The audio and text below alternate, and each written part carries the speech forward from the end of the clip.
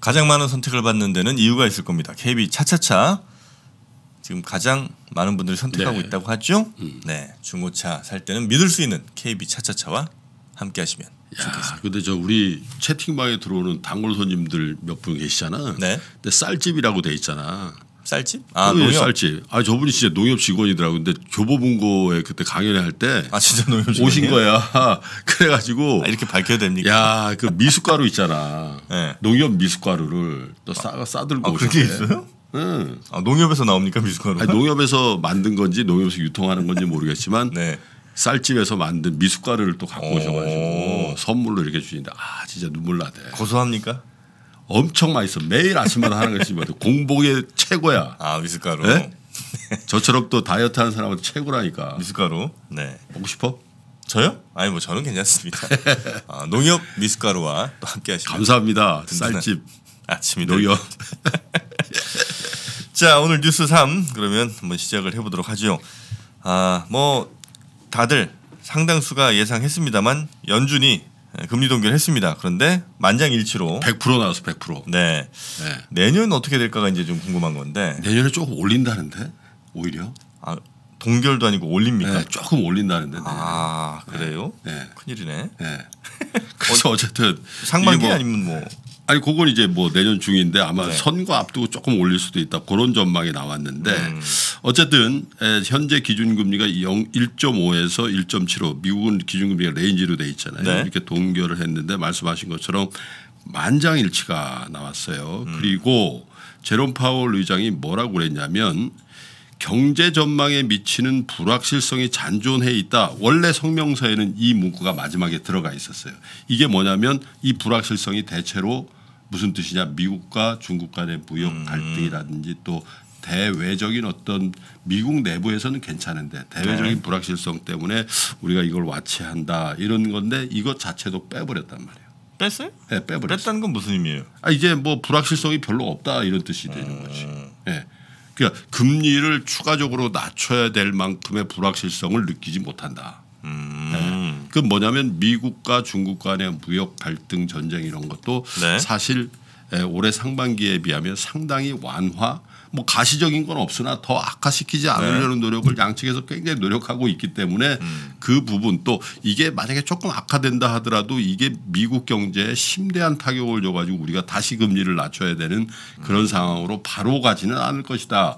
이제 그런 의미에서 경제 전망에 미치는 불확실성이 잔존해 있다는 기존 문구를 삭제했다라는 건 상당히 의미가 있는데 이 얘기는 곧 적어도 내년 상반기 중에는 연준이 금리를 내릴 가능성을 상당한 수준으로 배제한 거 아닌가 이렇게 보여지는 거예요. 네. 그리고 경제 활동이 성명서에는 미국의 경제 활동이 완만하게 모더레이트하게 늘고 있고 일자리 증가세도 견조하다, 솔리드하다 이런 기존 평가는 모두 유지가 됐단 말이에요.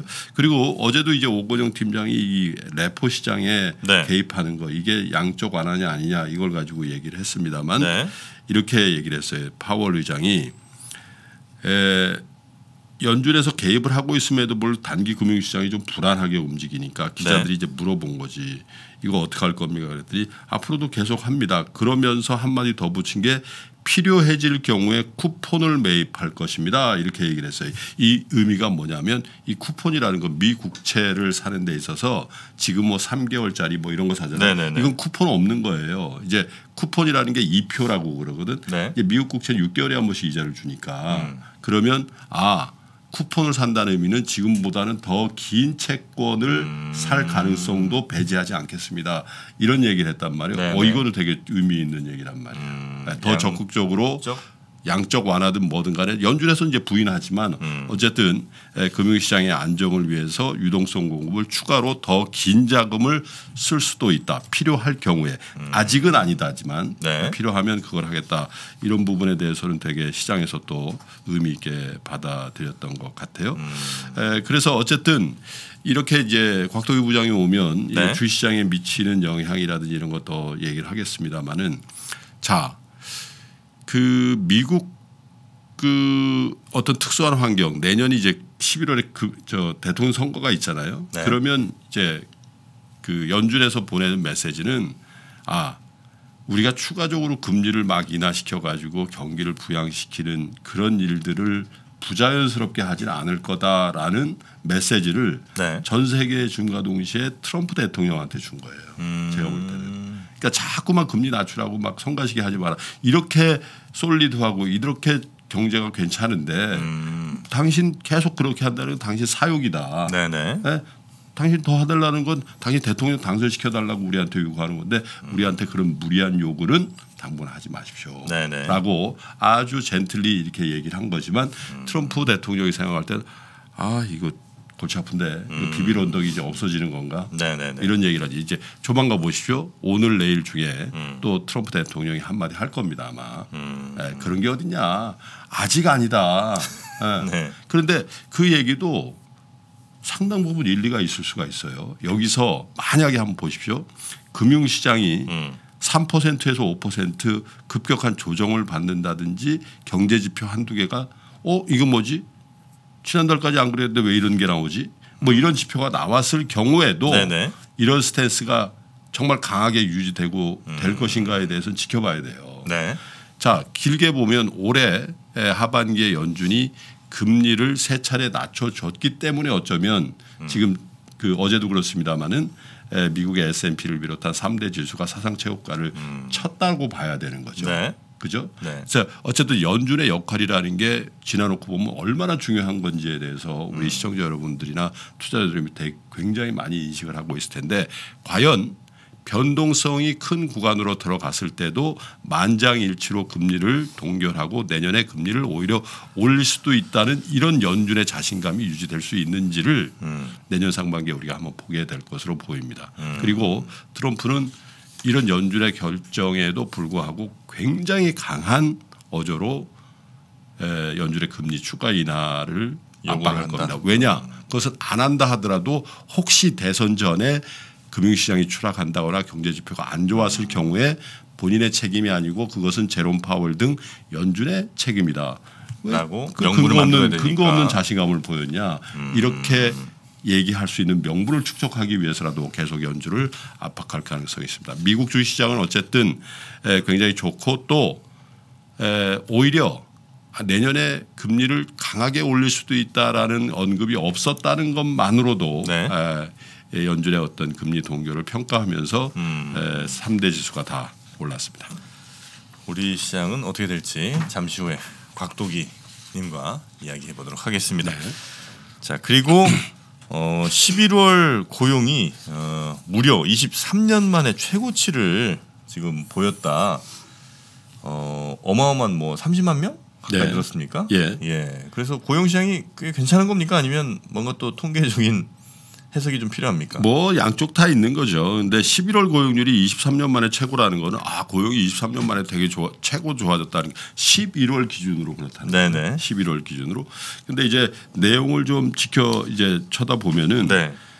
우리가 항상 얘기합니다마는 고용시장의 허리라 이렇게 평가를 받는 40대 고용률이 요건 또 10년 만에 최대폭 하락한 데다가 이 하락의 기간도 20년 만에 가장 긴 기간 동안에 40대 고용률이 떨어지고 있다. 근데 이것도 또 다른 면을 봐야 돼요. 40대 인구 줄어요. 정프로와 같은 40대가 네. 절대 인구가 감소한단 말이에요. 그럼 고용률도 줍니까? 아니 고용률이 뭐예요? 이 사람들 중에 그 몇 명이 취업을 했냐 이건데 절대 숫자를 얘기하는 거잖아요. 네? 그러면 취업자 수가 당연히 줄겠죠. 인구가 주니까. 네. 그러니까 당연히 40대 고용률이 다른 세대들 특별히 60대 고용률이 늘어난다 그러잖아요. 60대는 인구가 는단 말이에요. 네. 굉장히 많이 늘어요. 그러니까 어떻게 보면 40대 고용률의 감소는 인구 구조학적으로 어쩔 수가 없는데 그게 정도가 어느 정도냐 네. 이 부분을 좀 봐야 된다는 거죠. 어쨌든 2019년 11월 고용 동향을 보면 네. 지난달에 취업자 수가 2,751만 5천 명으로 1년 전보다 33만 1,000명이 늘었습니다.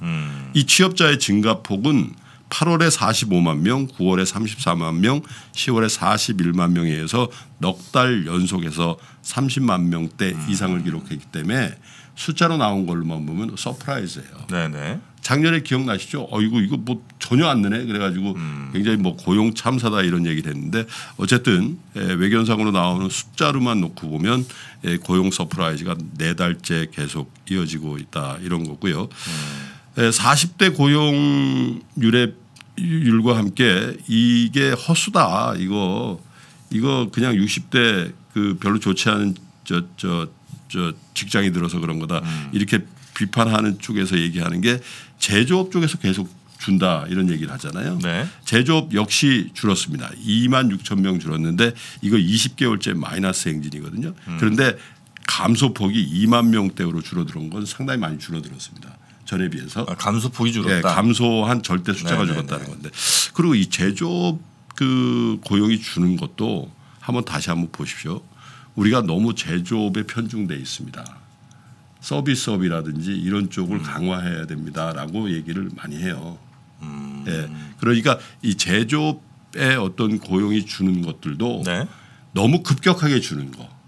이제 이런 게 문제인 거죠. 네네. 그리고 이것도 늘고 뭐 금융 서비스도 늘고 이렇게 하면 좋겠습니다만은 산업의 구조의 변화에 어쩔 수 없는 부분들이 있다. 이런 부분도 좀 감안해서 봐야 될 것 같고요.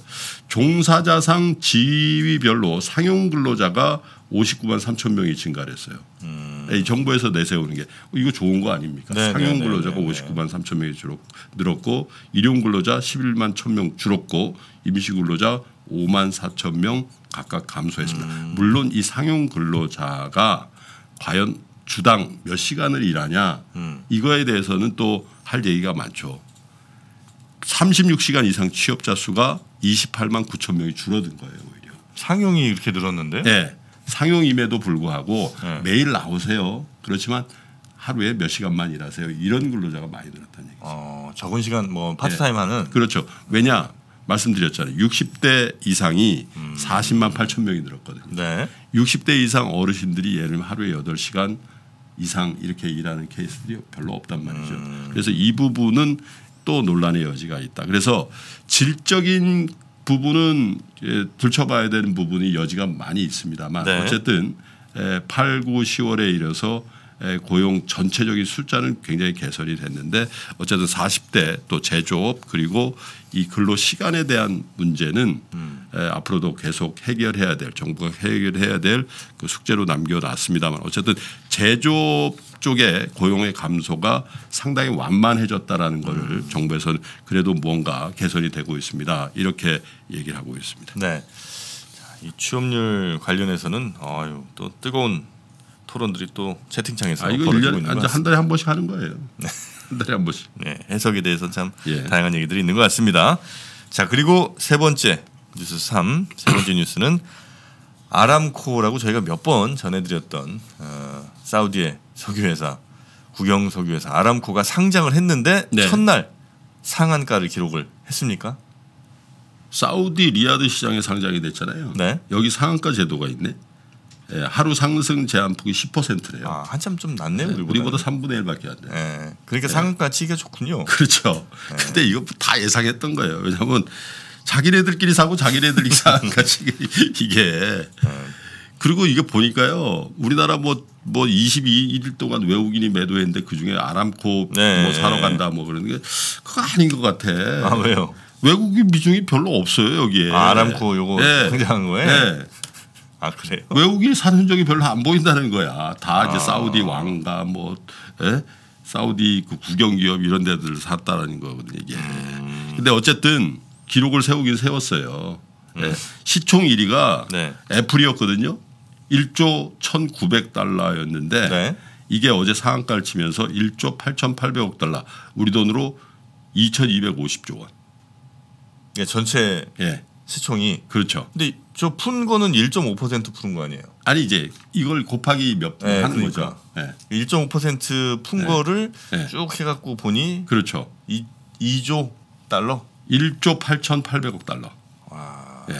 한화로는 한 2,250조 원. 거래되는 주식은 1.5%지만 곱하기 또 몇 하면 되잖아요. 네네네. 시가총액이라는 게 나오는 거니까. 그죠? 우리도 그렇게 하면 안 됩니까? 네? 한 1%만 유통시키고 한 주당 우리가 좀 비싸게 좀 사갖고. 그러면 품절주가 돼가지고 거래가 되겠습니까? 그렇군요. 그렇잖아요. 알겠습니다. 자 어쨌든 이 그 아람코가 이제 세계 1위 시가총액을 기록하는 회사가 되긴 했는데 네.